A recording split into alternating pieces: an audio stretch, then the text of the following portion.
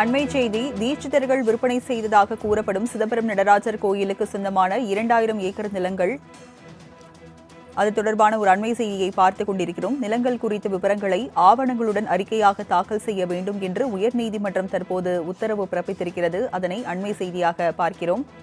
விவரங்களை செய்தியாளர் கிருஷ்ணா வழங்க கேட்கலாம். கிருஷ்ணா, உயர்நீதிமன்றம் என்ன உத்தரவு பிறப்பித்திருக்கிறது? விவரங்கள் என்ன? வணக்கம். சிதம்பரம் நடராஜர் கோவில் 2008ஆம் ஆண்டு முதல் 2014ஆம் ஆண்டு வரையில் இந்து சமய அறநிலையத்துறை கட்டுப்பாட்டில் இருந்தபோது சுமார் 3 கோடி ரூபாய்க்கு மேல் வருவாய் ஈட்ட நிலையில் தீட்சிதர்கள் கட்டுப்பாட்டுக்கு வந்த பிறகு ஆண்டுக்கு 2 லட்சம் ரூபாய் மட்டுமே வருமானம் வருவதால் கோவிலில் வருவாயை கணக்கை தாக்கல் செய்ய உத்தரவிட வேண்டும் என்ற கோரிக்கையுடன் இந்து சமய அறநிலையத்துறை ஆணையர் சென்னை உயர்நீதிமன்றத்தில் வழக்கு தொடர்ந்திருந்தார். இந்த வழக்கு நீதிபதிகள் ஆர் சுரேஷ்குமார் மற்றும் நீதிபதி எஸ் சவுந்தர் அடங்கிய சிறப்பு அமர்வில் இன்று மீண்டும் விசாரணைக்காக வந்தது. அப்போது தீட்சிதர்கள் தரப்பில் கோவிலின் தணிக்கை செய்யப்பட்ட வரவு செலவு கணக்கு விவரங்களை மூடி முத்திரையிடப்பட்ட உரையில் தாக்கல் செய்யப்பட்டிருந்தது. மேலும் கோவிலுக்கு சொந்தமான 1000 ஏக்கர் நிலத்தை அறநிலையத்துறையின் தாசில்தார் நிர்வகித்து வருவதாகவும் இந்த நிலத்திலிருந்து வாடகை வருவாயாக வெறும் 93,000 ரூபாய் மட்டுமே வழங்கப்படுவதாக தீட்சிதர்கள் தரப்பில் தெரிவிக்கப்பட்டது.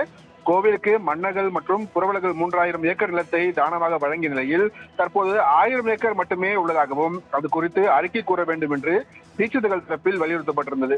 அதே போல கோவிலுக்கு வருகை தரும் பக்தர்கள் வழங்கும் பிரச்சனைகளை தீட்சிதர்கள் எடுத்து சென்ற போதிலும் கோவில் நிர்வாகத்திற்கு தேவைப்படும் பட்சத்தில் தான் பங்களிப்பு தொகையை வழங்குவதாகவும் தீட்சிதர்கள் தரப்பில் விளக்கம் அளிக்கப்பட்டது. காணிக்கை வரவு மற்றும் செலவு கணக்கை பராமரிக்க தனி திட்டத்தை வகுக்க தயாராக இருப்பதாகவும் அவர்கள் தரப்பில் தெரிவிக்கப்பட்டது. 2000 ஏக்கர் நிலம் விற்பனை செய்யப்பட்டது குறித்தும் 1000 ஏக்கரில் இருந்து 1 லட்சத்திற்கும் குறைவாகவே வருவாய் கிடைப்பது குறித்தும் பக்தர்கள் காணிக்கை கணக்கில் வைக்காதது குறித்தும் அதிர்ச்சி தெரிவித்த நீதிபதிகள் 2017ஆம் ஆண்டு முதல் 2018ஆம் ஆண்டிலிருந்து 2021-22ஆம் ஆண்டு வரையிலான வரவு செலவு கணக்கு புத்தகங்களை தாக்கல் செய்யுமாறு தீட்சிதர்களுக்கு உத்தரவிட்டிருக்கிறார்கள். மேலும் பக்தர்கள் அளிக்கும் காணிக்கை செலவுகள் குறித்தும் கணக்கு வைப்பதற்கான நடைமுறையை உருவாக்கி அதன் வரைவு நடைமுறையை தாக்கல் செய்ய வேண்டும் எனவும் தீட்சிதர்கள் தரப்புக்கு உத்தரவிட்ட நீதிபதிகள் கோவிலுக்கு சொந்தமாக தற்போது எவ்வளவு பரப்பு நிலம் உள்ளது என்பது குறித்து தாசில்தார் அறிக்கையாக தாக்கல் செய்யவும் உத்தரவிட்டிருக்கிறார்கள். மேலும் விசாரணையை அக்டோபர் 3ஆம் தேதிக்கு தள்ளி வைத்து நீதிபதிகள் உத்தரவிட்டிருக்கிறார்கள். ராஜலட்சுமி, விவரங்களை வழங்கியதற்கு நன்றி கிருஷ்ணா.